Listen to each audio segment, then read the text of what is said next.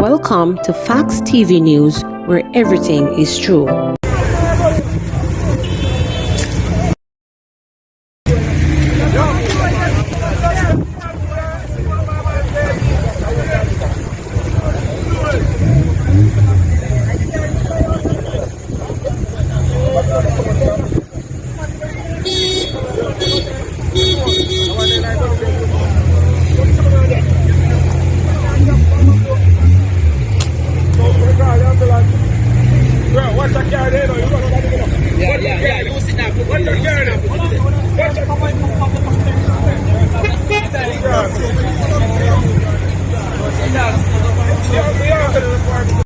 One dead, two injured in fiery St. James crash.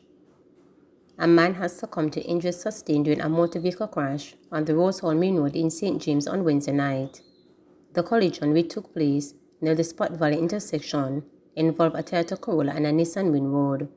The dead man was traveling in the Toyota, which burst into flames following the impact. After the crash, the man was seen on the road, bleeding profusely. He was subsequently taken to hospital and, according to sources, he later died from his injuries. A man and a woman who were traveling in the Windroad were taken to hospital with varying injuries. Their status is currently unknown. Both were reportedly thrown from the vehicle and ended up in a nearby ditch. Passersby pulled the woman from the ditch and took her to hospital. It is unclear how the man got to the medical facility. Investigations continue into the crash. Man held in stabbing death of Haitian in Ocho Rios. The St. Anne police have accosted a man accused of fatally stabbing another man in Ocho Rios, St. Anne on Wednesday afternoon. Police report that the man who allegedly fled the scene after the incident was later arrested. The deceased, who is not yet formally identified, went by the alias Haitian. Head of the operations for the St. Anne Police Division, Superintendent Kevin Francis, told reporters that after 3 p.m., an altercation developed between both men when knives were brought into play. Haitian was stabbed and died on the spot while the attacker fled the scene. Man accused of opening gunfire, hitting another in the face at bar charged. A man was charged with wounding with intent, making use of a firearm to commit a felony, and breaches of the terms and conditions of a firearm authorization following an incident in St. Catherine on Friday, February 17. Charges 40-year-old Mark Chen, a technician of New Harbour Village, Old Harbour in the parish. Reports from the Old Harbour police are that about 9 p.m., Cheng, who is a licensed firearm holder, got into an argument with a man at a bar. Cheng allegedly brandished his firearm, held the man by his throat, and opened gunfire, hitting the man to his face. The man was assisted to hospital where he was treated. Cheng later turned himself in, and his firearm, a 6-year pistol with a magazine containing 16 rounds of ammunition, was seized. He was charged after a question and answer interview in the presence of his attorney. 3 men killed in Mandeville crash identified. 3 men who died as a result of injuries they sustained following Tuesday night's 2-vehicle crash on the Winston Jones Highway near Mandeville have been identified. They are Wayne Mars, 43, a hospital porter of Cheapside District, Darlene Clark, 25, a resident of Spalding, Clarendon, while the other has been identified as Faber Otto, a chef of Cristiano. Our police report said about 8:45 p.m., 2 taxis, a Toyota Wish and a Toyota Probox, were traveling downhill on the highway when they collided. The impact of the crash resulted in the Toyota Wish overturning. Several occupants of that car were flung from the vehicle. The injured people were rushed to hospital by passing motorists and the police. 2 people were pronounced dead on arrival at hospital. A 3rd person succumbed while undergoing treatment. 11 people were admitted up to late Tuesday night. 3 Manchester family were grief-stricken on Ash Wednesday.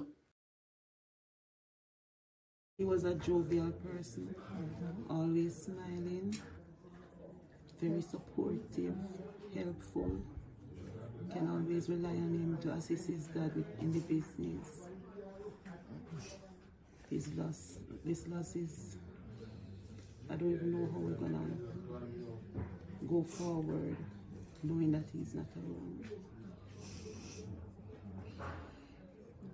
Always smiling, always supportive, jovial, helpful, dependable. He doesn't smoke, he doesn't drink, it's just work, school, and home. A good son. and I feel the loss. Well, he went to UE on Tuesdays and Wednesdays. He had some subjects to read to do because of the COVID. He had suspended classes for a while, so he decided to continue. He was hesitant because of the COVID, he was involved in the business. No one saw where he was gonna take it to the next level. He was coming from school yesterday, and we called him around, I think around 8 o'clock, to ask him where he was. He said he was fine. Daddy, I'm in Mandeville. I'm taking a taxi now to come up, so you can just meet me at Limits. And that was the last we heard from him. We heard around 9 o'clock or so, somebody called to say there's an accident, and he's in the taxi, and there's an accident. We went. We immediately drove out. On our way, we thought that how we didn't hear anybody calling again to say anything. We called, they said he's in the car. When I heard that he's in the car, he's still in the car, I figured it wasn't good, because I was saying, why would he still be in the car? Why didn't somebody take him out and assist him to the hospital? So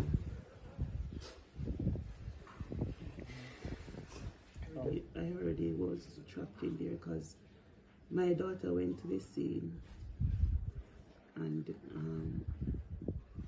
her intention was to assist them to ensure that they took him out properly, because she's a medical doctor. She wanted to ensure that if anything and they were removing him, it was done properly. But when she reached there, it seemed as if it was already gone. Fabian was a person full of life, jovial, down to earth, easygoing, hardworking. He came to live with me for the past 5 years now.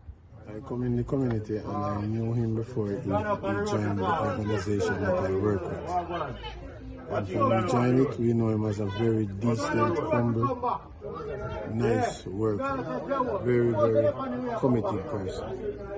It's very, very hard to know that we lose a person like this. And where he works, at the Mandeville Hospital, everybody is supposed to miss him because he's a humble and a nice worker. We have lost a stalwart in the community. He's a young man, but you could consider him as an old person. He had the values, he had the attitude, he had the right skills, because it's like he's in the community as an old person. You would think him much older than he really is. Very valuable. Someone who you could go to for advice. Someone who help you to raise your child as young as he is. Very, very impressive young man. The godson of my mother, and I am feeling it so hard. Whenever I'm down, this is the person I come to. He's much younger than I am, but I take good advice from him. For the last 3 months, I've been making a passionate plea at the Parish Council monthly meeting of the Manchester Municipal Corporation for the safety hazards on the Winston Jones, Shooters Hill, Spur Tree, and then the Melrose Hill. There are 3 crash spots in Manchester, and last night was a tragic night. My calls, I'm renewing all my calls again, that some precautions must be taken. One, the Winston Jones Highway is a little bit rough and unsafe. The surface needs to be addressed. I'm calling on the NAA. The lighting on the highway, even though JPS came 3 months ago because I highlighted the issue and the lights have been repaired, the highway is still very dark. By international standards, it is still poor. I'm asking that a proper vegetation be done, the cutting of the trees, the cutting of the bush. I see some going on now, but that is a small. We need it to be a wider extended bushing of the highway. If you drive on any one of these roads at night, the visibility is very, very poor. It is very dark, it is unsafe, and it needs to be more lit. It needs to have more lights on it, and I'm asking the relevant authorities to let us come and sit at the Municipal Corporation of Manchester, call in the Assembly, call in the councillors, call in the members of parliament, and let us see how best we can address it. I've been calling for the last 3 to 6 months that the safety concerns on these crosspots be addressed. Please remember to subscribe, like, share, and click the notification bell